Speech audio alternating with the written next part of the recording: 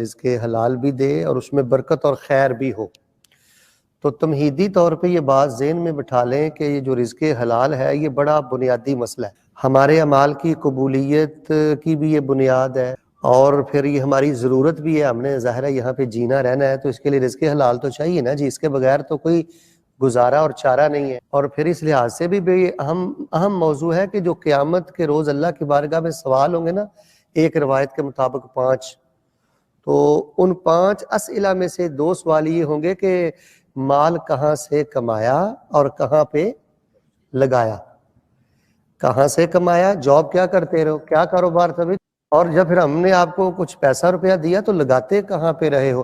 یعنی میں آپ کو بتلانا یہ چاہتا ہوں کہ آج کا مسلمان کلمہ پڑھنے کے باوجود جنت جہنم حاضری پیشی سب چیزوں پر یقین اور عقیدہ رکھنے کے باوجود بھی رزق حلال کے معاملے میں بہت زیادہ خرابیاں کرتا ہے، ٹھہرتا نہیں ہے، رکتا نہیں ہے، سمجھتا سیکھتا نہیں ہے کہ مجھے کیا کرنا چاہیے اور کیا نہیں کرنا چاہیے۔ تو سب سے پہلے تو ہم اللہ تبارک و تعالیٰ سے دعا کرتے ہیں کہ اللہ تبارک و تعالیٰ جتنے مقروض ہیں اللہ پاک ان کے قرض ادا فرمائے، اور جو مالی تنگ دستیوں میں ہے اللہ پاک ان کو خوشحالیاں نصیب فرمائے۔ تو رزق حلال یہ ہماری ضرورت بھی ہے اور ہماری نجات کی بنیاد بھی ہے، یہ تو آپ نے سن لیا ہے۔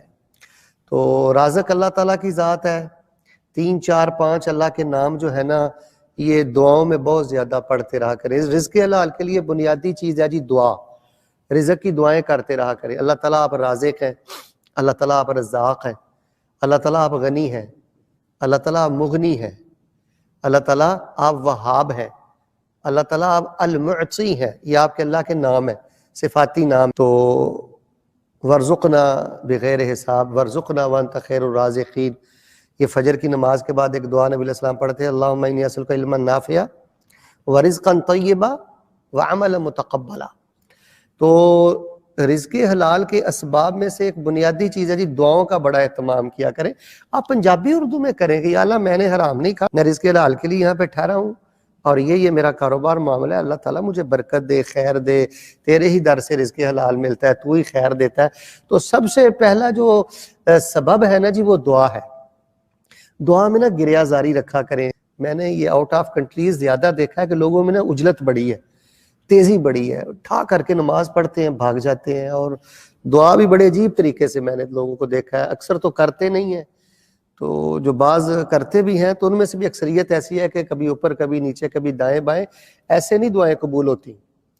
تو رزق کے اسباب میں سے جی بنیادی چیز ہے دعائیں، خود بھی دعائیں کریں، اور اگر یہاں یا برصغیر پاک و ہند میں آپ کی بیٹیاں ہیں اپنی بیٹیوں سے دعا کروایا، بیوی سے دعا کروایا کریں۔ ہر وقت بیوی کو گھورتے نہیں رہنا چاہیے، اس کے معاملے میں موڈ میں نہیں رہنا چاہیے، نفرت میں نہیں رہنا چاہیے، بیوی سے بھی آپ دعا کروائیں، والدین سے دعا کروائیں۔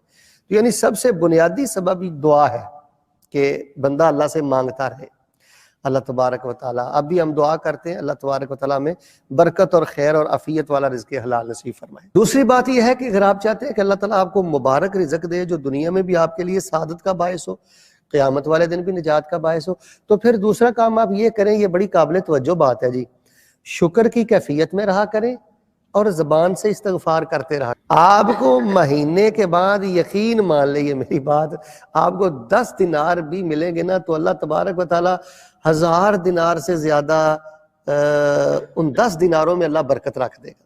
شکر کی کیفیت میں رہے۔ وہ قرآن شریف میں آتا ہے نا وَإِذْ تَأَذَّنَ رَبُّكُمْ لَإِن شَكَرْتُمْ لَأَزِيدَنَّكُمْ، گلے شکوے اور اندر ہی اندر اللہ تعالیٰ پہ انقباض اور اللہ تعالیٰ پہ کوئی خوشی کی کیفیت نہیں ہے، نہ شکرہ بندہ، گلے شکوے، رزق کی برکت اٹھ جاتی ہے جی، رزق کی جو ایک خوشی ہے وہ ختم ہو جاتی ہے۔ ایک تو شکر کی کیفیت میرے، اور زبان سے پڑھتے رہا کریں استغفر اللہ ربی من کل ذنب واتوب الیک، یا اللہم اغفر لی، اللہم اغفر لی، استغفر اللہ واتوب الیک، استغفر اللہ الذی لا الہ الا هو الحی القیوم واتوب الیک۔ دعائیں کرتے رہا کریں۔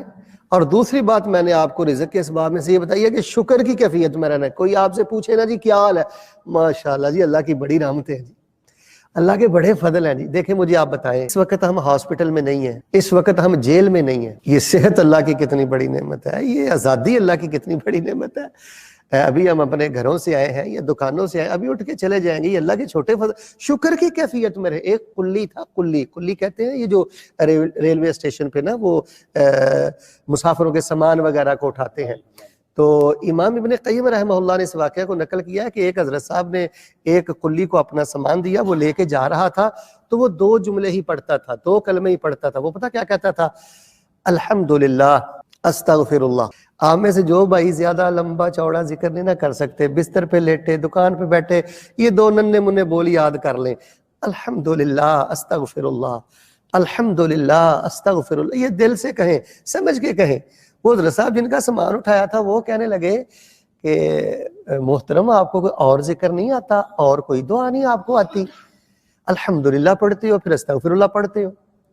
یہ ہے شکر کی حالت میں اللہ سے معافی کا سوال۔ وہ کہنے لگا جی اذکار تو مجھے بڑے آتے ہیں، لیکن اصل میں بات یہ ہے جب میں اس کی عطا دیکھتا ہوں تو بے ساختہ زبان سے نکلتا ہے الحمدللہ، اللہ تو نے دینے میں کوئی کمی نہیں کی، اللہ تو نے نوازنے میں کوئی کمی نہیں کی، تو نے نعمتوں کی فراوانی میں کوئی کمی نہیں کی۔ جب اس کی عطا دیکھتا ہوں تو بے ساختہ الحمدللہ نکلتا ہے، اور جب اپنی غفلتیں دیکھتا ہوں، اپنی بے وفائی دیکھتا تو پھر میرے منہ سے بے ساختہ استغفر اللہ نکلتا ہے، یا اللہ میری بے وفائی اور میری غفلتوں کی وجہ سے میری پکڑ نہ کرنا، اللہ مجھے معاف فرما دینا۔ تو میرے پیارے بھائیوں، رسول پاک علیہ السلام ارشاد فرماتے ہیں یہ حدیث اگر میرا بس چلے تو آپ کے ماتھے پہ لکھ دوں۔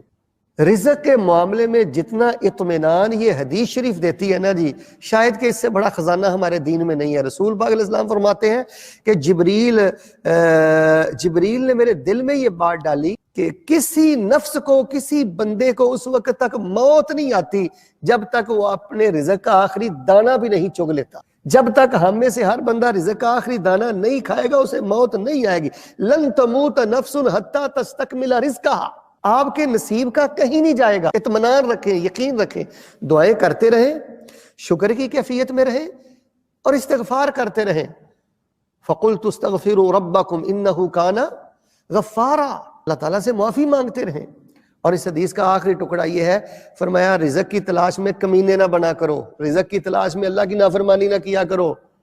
جو اللہ کے پاس تمہارے لیے رزق ہے وہ نافرمانی کر کے نہیں ملتا۔ فَأَجْمِلُوا فِي الطَّلَبِ، رزق کی تلاش اللہ تبارک و تعالیٰ نے جو آپ کو حدود دی ہیں، جو طریقے ضابطے دیے ہیں، ان کے مطابق کیا کرو۔ تو میرے پیارے بھائیوں، ایک تو دعاؤں کا سلسلہ بہت جاری رکھا کریں، خود بھی کیا کریں، بچوں سے کروائیں، کسی کو آپ نیک انسان سمجھتے ہیں اس سے دعا کروائیں، اور دوسری بات یہ ہے شکر کی کیفیت میں رہیں اور استغفار کرتے رہا کریں۔ استغفر اللہ، اللہ سر تا پا میں گناہوں میں ڈوبا ہوا ہوں۔ تہجد پڑھیں، روزے رکھیں، یہ توجہ سے سنیں میری بات، رب رب کریں، لیکن آپ کے دل میں استکبار نہیں آنا چاہیے کہ میں پتہ نہیں اب کیا بن گیا ہوں، کچھ نہیں ہوں میں۔ استکبار کی جگہ استغفار آنا چاہیے۔ اور تیسری بات، یہ جامع ترمذی میں حدیث شریف ہے جی، جو انسان واقعتاً سنجیدہ ہے نا کہ مجھے اللہ برکت والا رزق دے، خیر والا رزق دے، میری سب ضروریات پوری ہوتی رہیں، تو رسول اللہ صلی اللہ علیہ وسلم فرماتے ہیں، یہ حدیث قدسی ہے، اللہ تعالیٰ فرماتے ہیں یبن آدم تفرغ لعبادتی، اے آدم کے بیٹے اپنے دل کو میری عبادت کے لیے خالی کر، میں تیرے دل کو غنا سے بھر دوں گا اور میں تیری زندگی کی فقیری اور فقر کو ختم کر دوں گا۔ اور اگر تو نے اپنے دل کو میری عبادت کے لیے خالی نہ کیا، ساری زندگی بھٹکتا رہے گا، بکھرا رہے گا، الجھا رہے گا، اور تیرے دل سے کبھی فقیری ختم نہیں ہوگی۔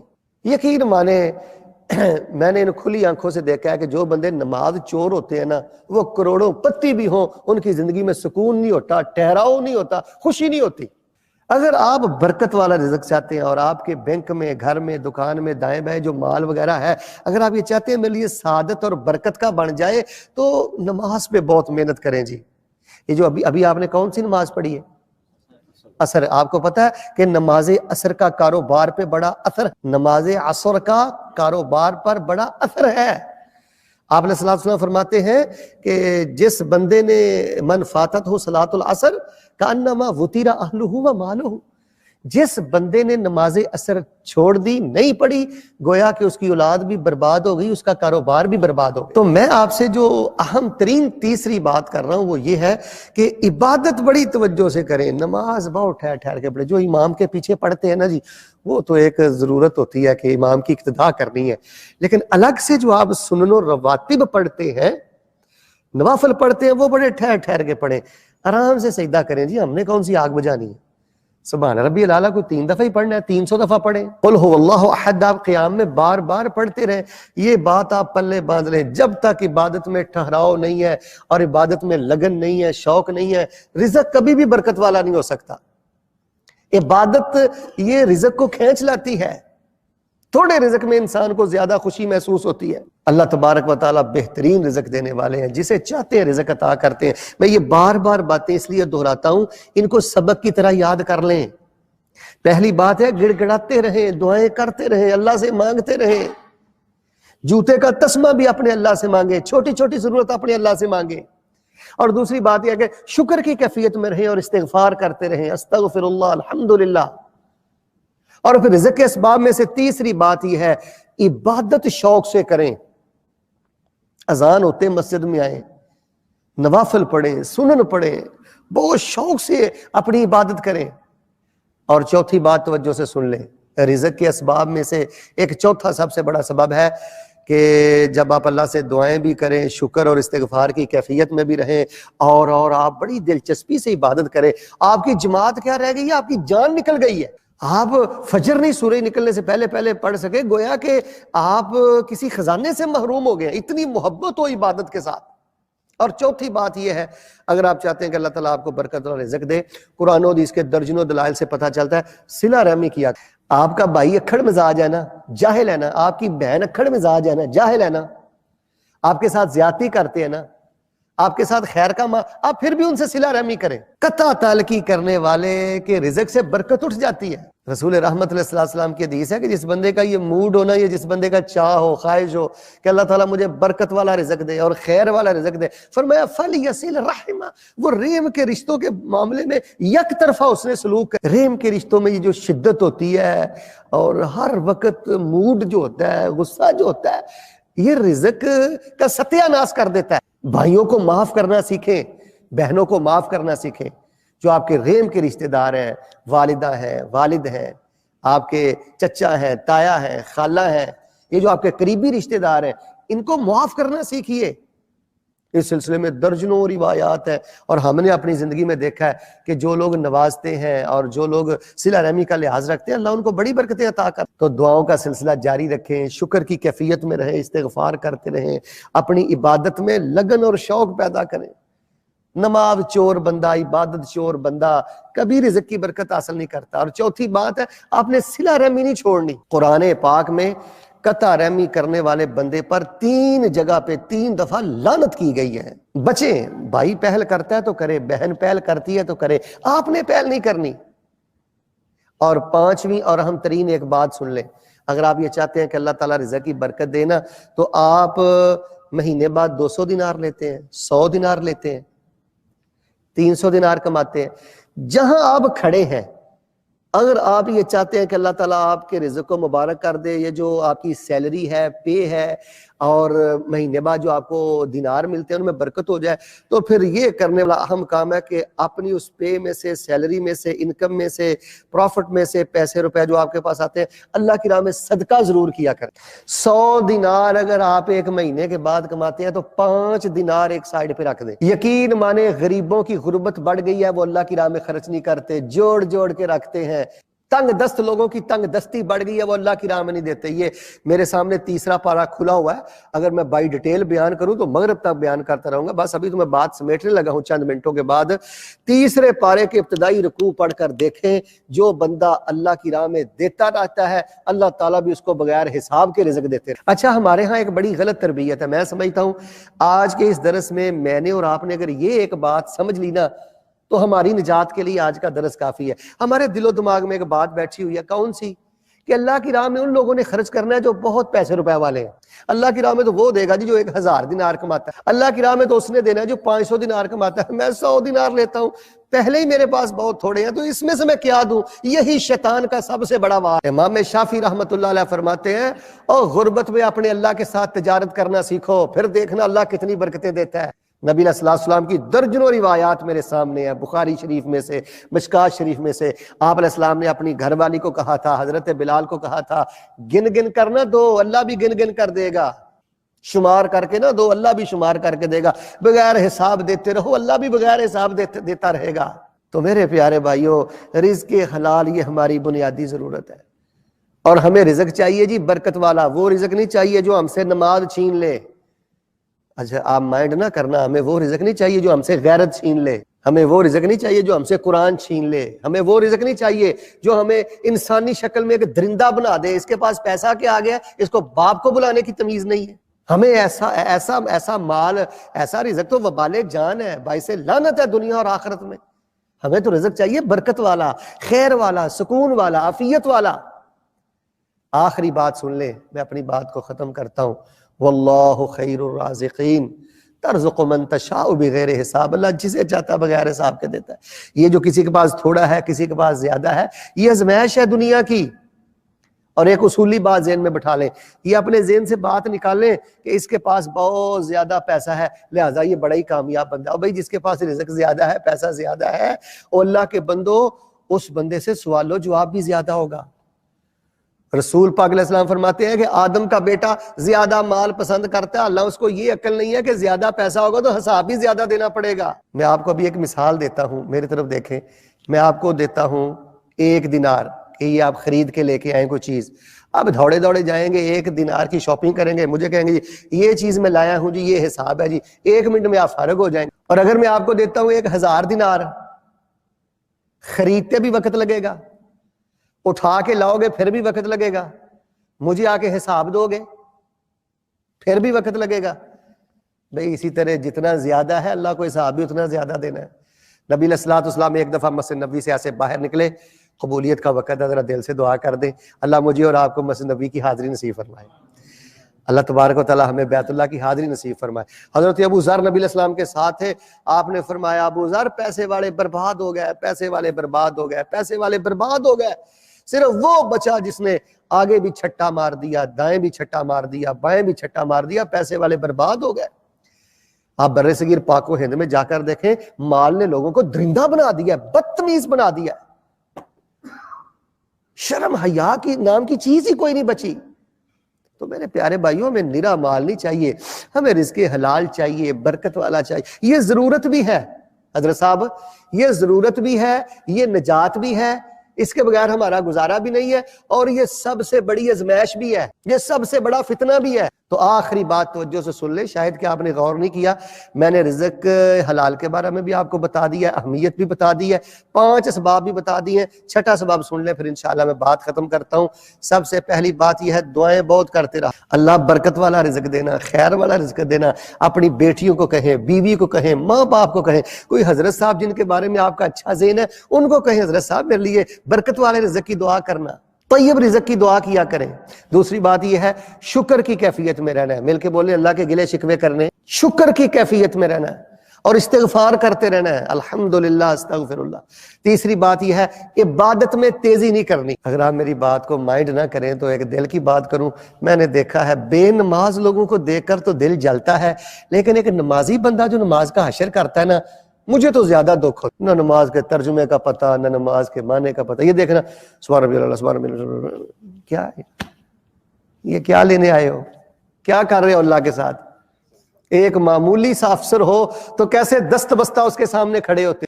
عبادت کے شوق کا رزق حلال پہ بڑا گہرا اثر ہے، اور بالخصوص یہ نماز اثر بڑے اہتمام سے پڑھا کرو، دعا کیا کرو۔ ابھی آپ نے نماز اثر پڑھی، بعد میں دعا کرو، یا اللہ تیرے نبی علیہ السلام نے فرمایا جس نے نماز اثر پڑھ لی اس سے پہلے کوئی 4 نفل پڑھ لیے تو اس پہ رحم کے دروازے کھولتا ہے اور اس کے مال کو اور اس کی اولاد کو تباہی بربادی سے بچاتا ہے، اللہ مجھے خیر و برکت والا رزق عطا فرمائے، یہ دعا کیا کریں۔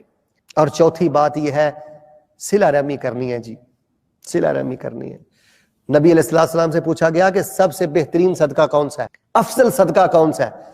فرمایا سب سے بہترین صدقہ یہ ہے کہ تو اپنے اس رشتہ دار پر خرچ کرے جو تیرا رشتہ دار تجھے تکلیفیں دیتا ہے، تیری غیبتیں کرتا ہے، تجھے پریشان کرتا ہے، لیکن تو اس کے باوجود اس پر خرچ کرتا ہے۔ من مار کے کسی پہ خرچ کرنا یہ ایمان ہے، اپنے آپ کو کچل کے کسی پہ خرچ کرنا یہ تقوی ہے، یہ للہیت اور ولایت کی معراج ہے۔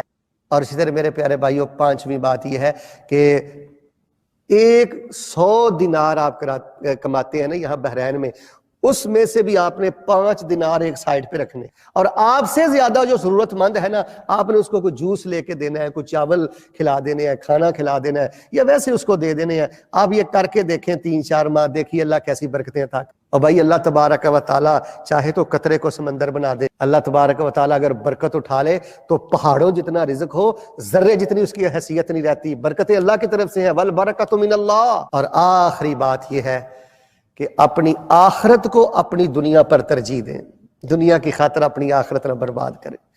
فرمایا من کانت الآخرۃ ہمہ، جس بندے کے دل و دماغ پر قبر چھائی رہتی ہے، موت چھائی رہتی ہے، اللہ کے ہاں پیش ہونا ہے، دنیا چھوڑ دینی، ایتھے کنے بیٹھے رہنا۔ فرمایا جو بندہ دنیا کے مقابلے میں آخرت کو آگے رکھتا ہے، اللہ تعالیٰ فرماتے ہیں ہم اس کو برکت والے رزق کے سارے خزانے عطا فرما دیتے۔ اور جو بندہ دنیا کی خاطر اپنی آخرت کھوٹی کر لے، اپنی قبر کالی کر لے، اپنی موت کو المناک بنا لے، فرمایا دنیا بھی ہم اس کو پوری دیتے ہیں، لیکن وہ اپنے دونوں جہان برباد کر لیتا ہے۔ تو چھٹی بات یہ ہے رزق کے اسباب میں سے کہ چھٹا سبب یہ ہے کہ میرے پیارے بھائیو اپنی آخرت کو آگے رکھیں۔